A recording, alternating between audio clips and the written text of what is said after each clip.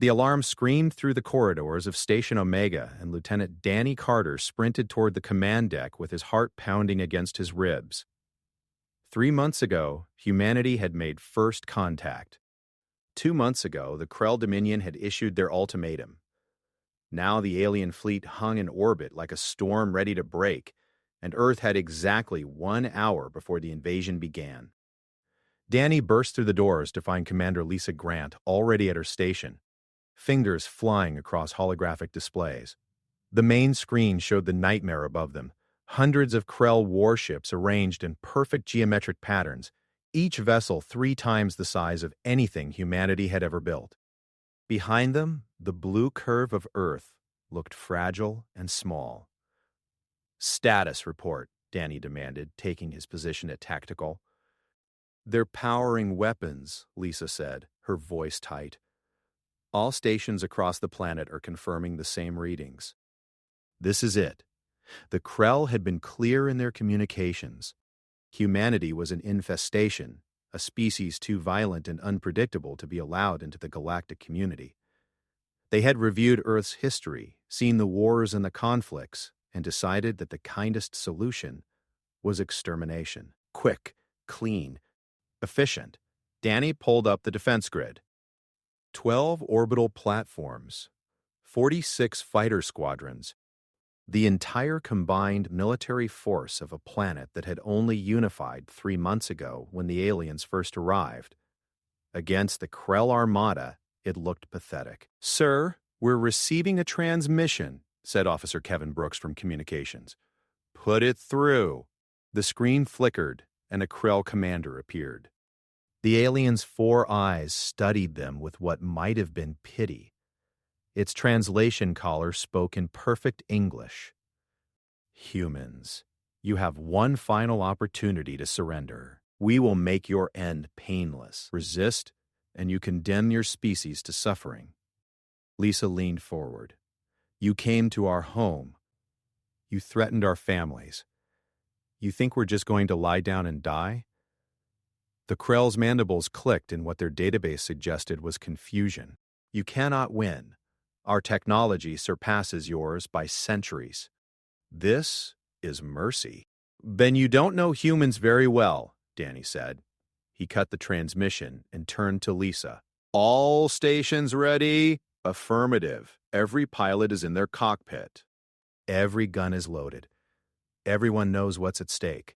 Danny thought of his sister in Chicago, of his parents in Seattle, of the 8 billion people below who were looking up at the sky and wondering if they'd see tomorrow.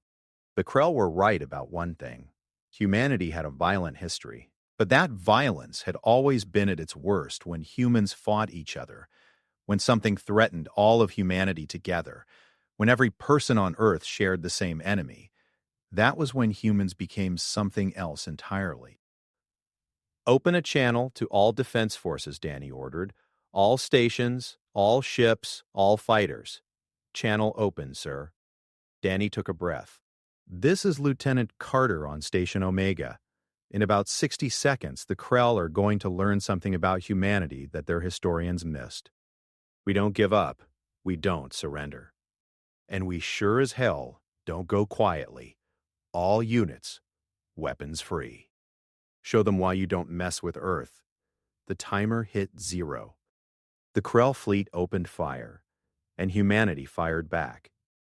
Commander Victor Hayes pulled his fighter into a hard roll as plasma fire screamed past his canopy.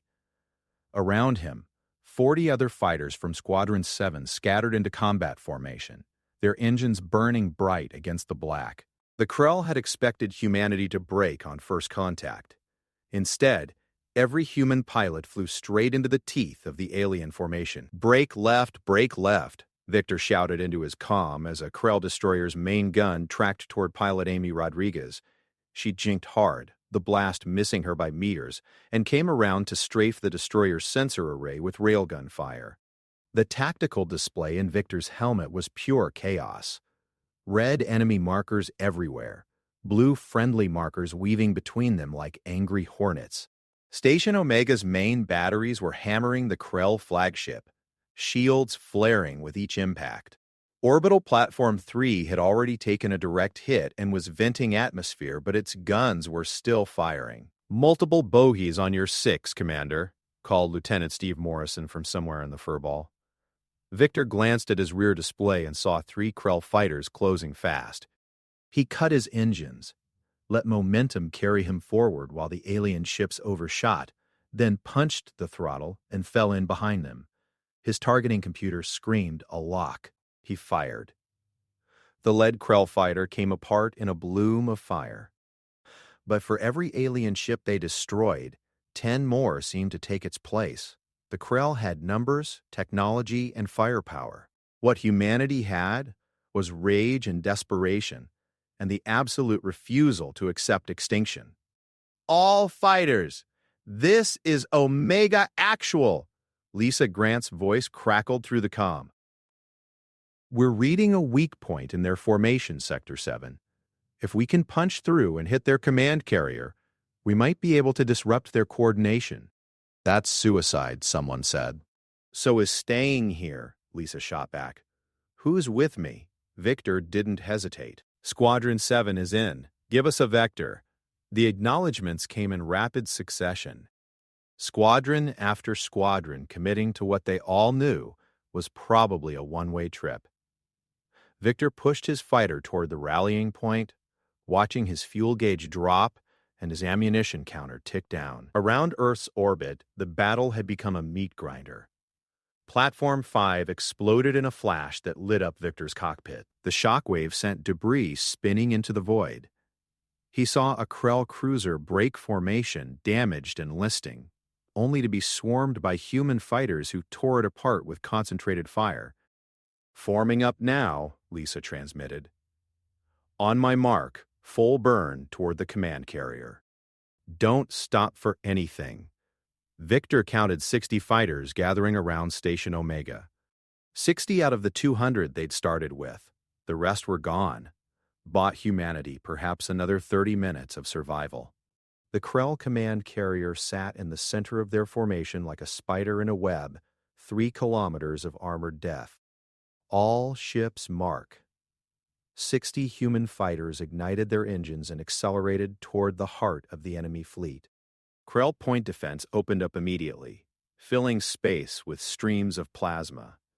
Fighter after fighter vanished from Victor's display, but the survivors kept going, kept pushing forward. "Target the bridge section," Lisa ordered. "Hit it with everything you have." Victor armed every missile he had left.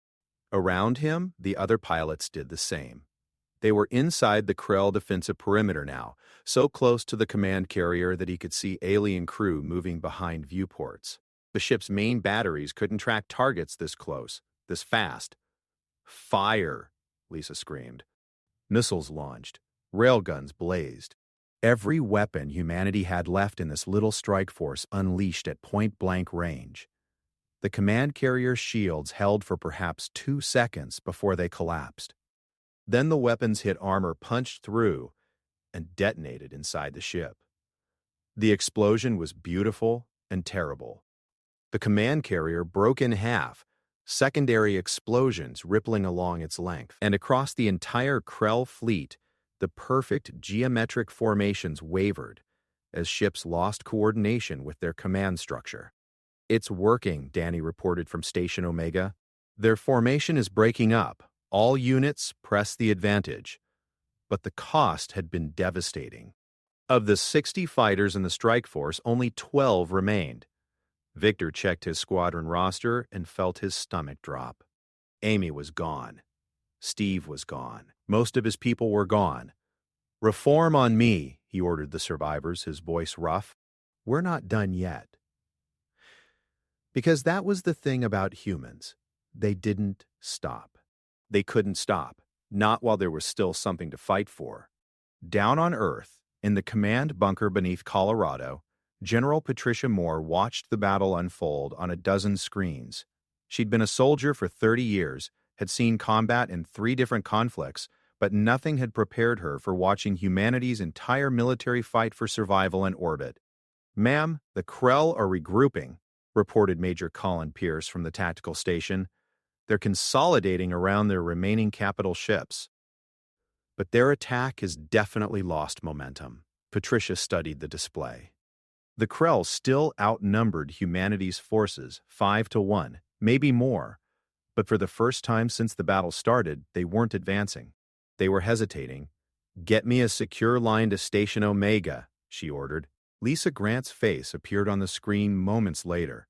The commander looked exhausted, her uniform singed, a cut over her left eye. Behind her, the command deck was filled with smoke. "General," Lisa said, "we're still in this fight." "Barely.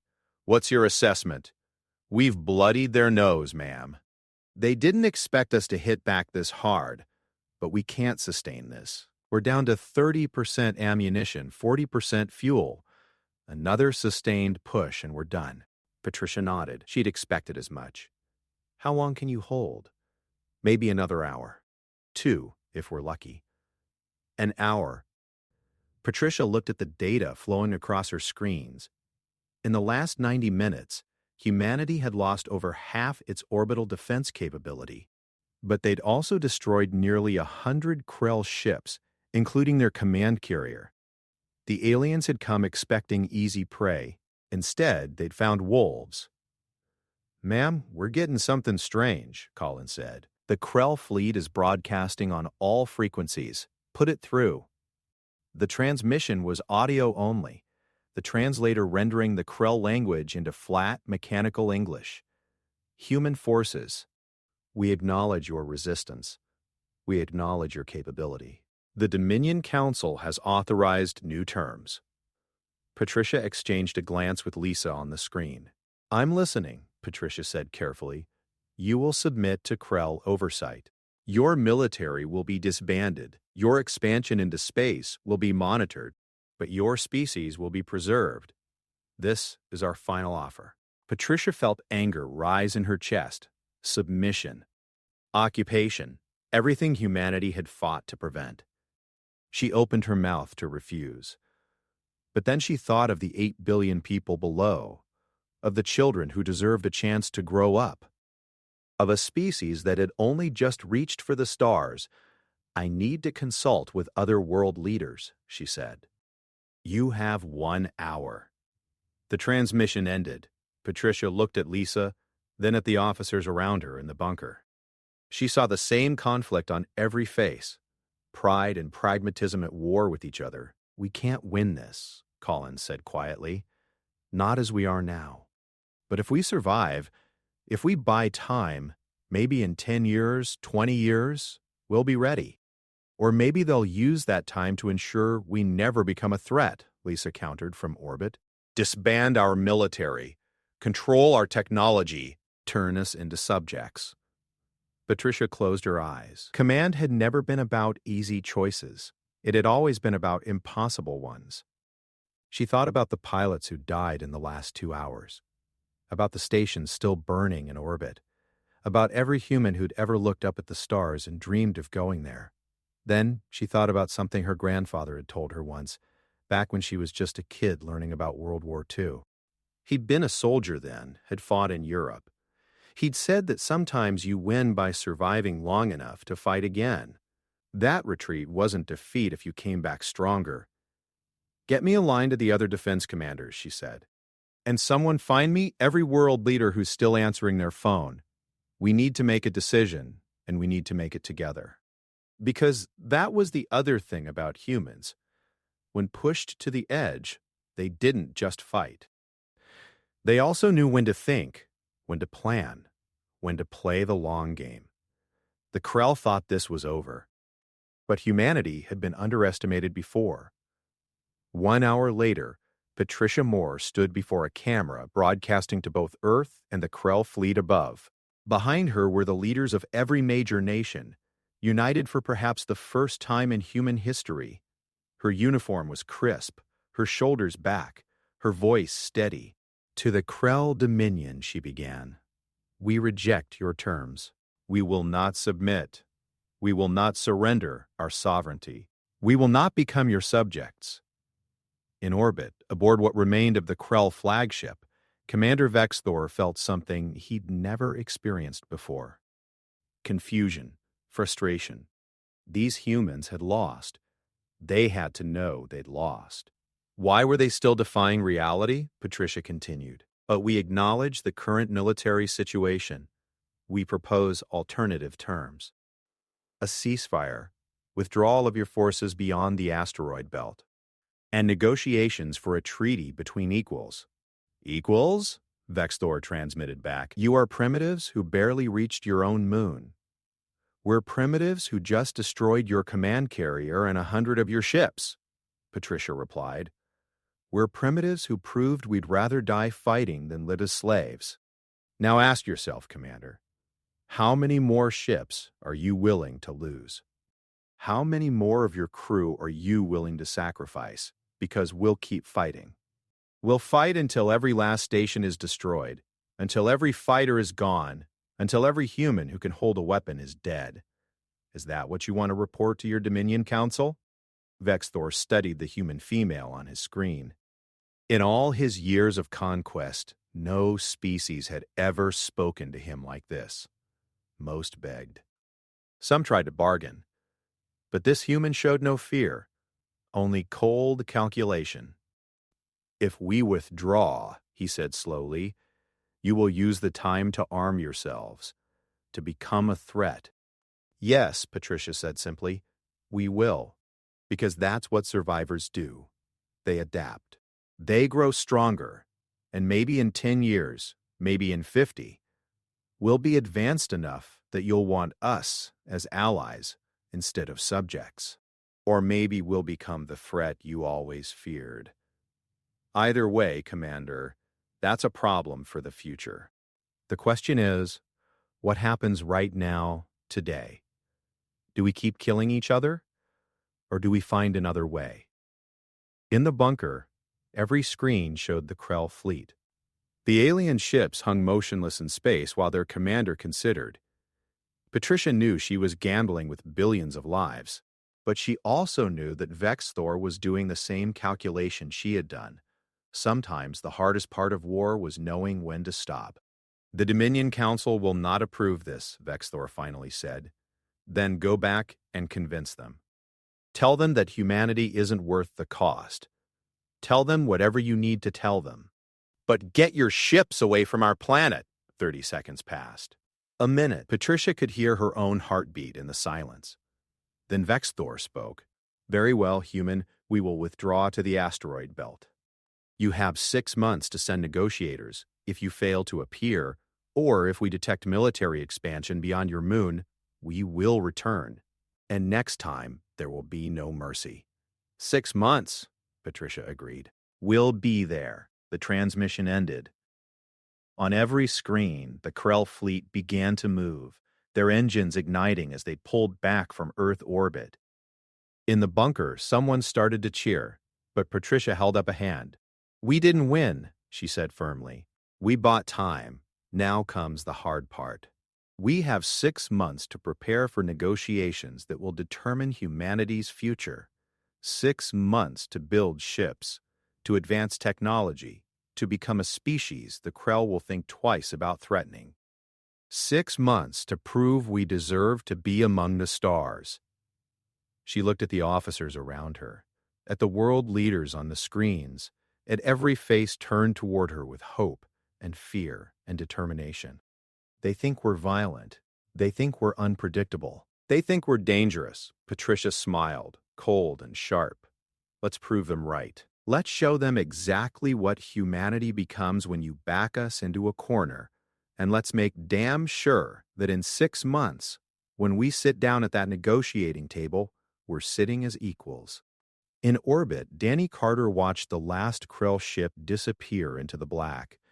Around him, the survivors of Station Omega were pulling off their helmets, embracing, crying with relief and exhaustion. They'd lost friends, comrades, people they'd trained with and fought beside. But they'd also done the impossible. They'd made the universe notice humanity. Lisa appeared beside him, her hand finding his shoulder. Think we can do it? 6 months to get ready? Danny looked at the planet below, at the blue marble that held everyone he loved. He thought about human history, about every time his species had been told something was impossible and had done it anyway. Walking on the moon, splitting the atom, surviving ice ages and plagues and wars. Yeah, he said, we can do it. Because that's what we do. We survive. We adapt. We overcome. He paused, watching Earth turn slowly beneath them. And 6 months from now, the Krell are going to learn that threatening humanity wasn't just a mistake. It was the biggest mistake they ever made. Because humanity had been preparing for this moment since the first human looked up at the stars and wondered what was out there. They'd been preparing through every conflict, every innovation, every generation that pushed boundaries and refused to accept limits. The Krell thought this was over, but for humanity, it was just beginning. The last defense had held. Now came the counterattack.